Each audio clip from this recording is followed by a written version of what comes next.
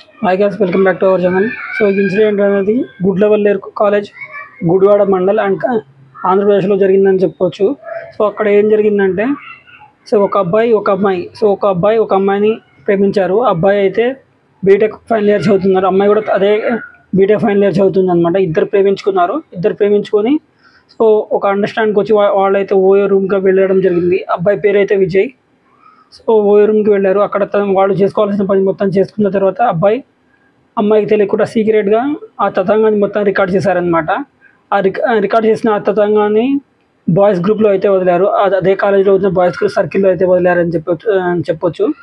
So తతంగం మొత్తం వదిలేసిన తర్వాత అమ్మాయిని బ్లాక్మెయిల్ చేయడం అయితే జరిగింది. నీ వీడియో బయటికి రాకూడదంటే నువ్వు పక్క మాకు ఒక సాయం చేయాలి, అది కూడా మేము స్పై క్యామ్ ఇస్తా. సో అమ్మాయిలు బాత్రూంలో అంటే వాష్రూమ్లో అన్నీ పెట్టేసాయని చెప్పారు అనమాట.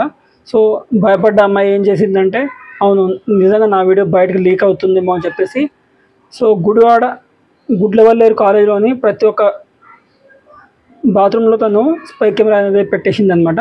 అలా 300+ వీడియోలు రికార్డ్ అయ్యాయి. ఈ రికార్డ్ అయిన వీడియోని అబ్బాయి ఏం చేశారంటే సో తన తోటి అబ్బాయిలకు సో నాకు ఇంత అమౌంట్ ఇవ్వండి అని చెప్పేసి అమౌంట్ తీసుకొని ఈ వీడియోలు అయితే వాళ్ళకు షేర్ చేయడం జరిగింది.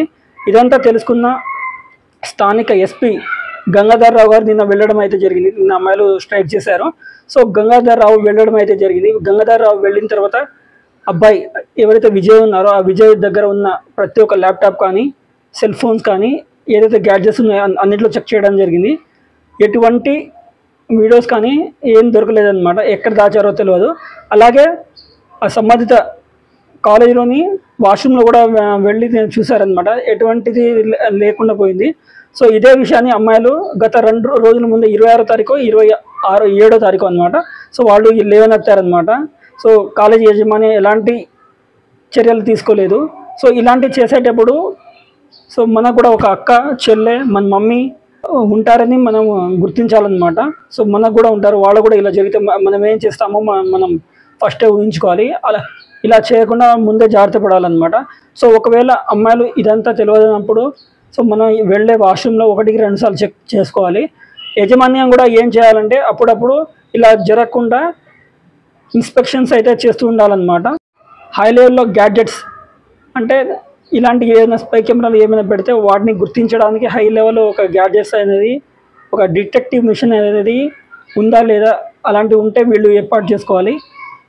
ఇక రోజు తప్ప రోజు వాష్రూమ్లో ఏమైనా ఉన్నాయా లేదా అని చెక్ చేసుకోవాలన్నమాట. ఈ అమ్మాయిలు 300 వీడియోలు ఎవరైతే 300 వీడియోల్లో ఎవరైతే ఈ అమ్మాయిలు ఉన్నారో వాళ్ళ మమ్మీ డాడీ సో అమ్మ నువ్వు ఇలా చేసావా అని చెప్పేసి నిందించకుండా అయిందేదో జరిగింది. వీడియోలో ఎవరెవరైతే అమ్మాయిలు ఉన్నారో వాళ్ళ అమ్మ నాన్నలు కూడా అమ్మాయిలకి మనోధైర్యాన్ని ఇవ్వాలన్నమాట. మేమున్నాము, మీరు ఏం తప్పు చేయలేదమ్మా, ఎందుకంటే వాళ్ళకి తెలియకుండా జరిగింది ఇదంతా. సో మీదేం తప్పు లేదమ్మా అని చెప్పేసి ధైర్యం ఇవ్వాలి. సో ఇలా ధైర్యం ఇవ్వనప్పుడు ఏం జరుగుతుందంటే అమ్మాయిలు ఆత్మహత్యలు కూడా చేసుకుంటారు. సో ఆత్మహత్య చేసుకుంటే పోయే ప్రాణం తప్ప ఏం లేదు. సో మన దగ్గర వాళ్ళ ప్రాణం పోతుంది. సో ప్రాణం పోతే సంపాదించేది ఏం లేదు, బ్రతికుండగానే సంపాదించుకోవాలి. సో దాన్ని ఏం చేయాలంటే ఈ విజయ్తో పాటు ఎవరైతే అబ్బాయిలు తర్వాత అమ్మాయిని కూడా కౌన్సిలింగ్ ఇవ్వాలి, అబ్బాయిని మాత్రం జైల్లో వేయాలి.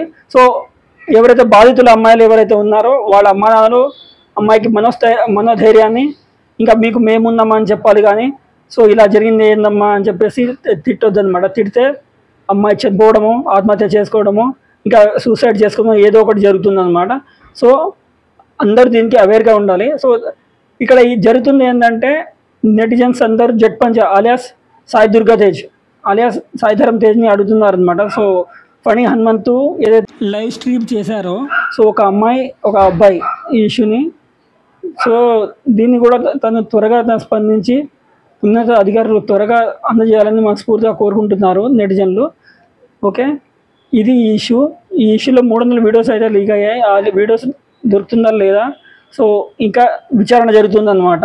సో విచారణ జరిగాక ఏమైందో మొత్తం నేను తెలియజేస్తాను అన్నమాట.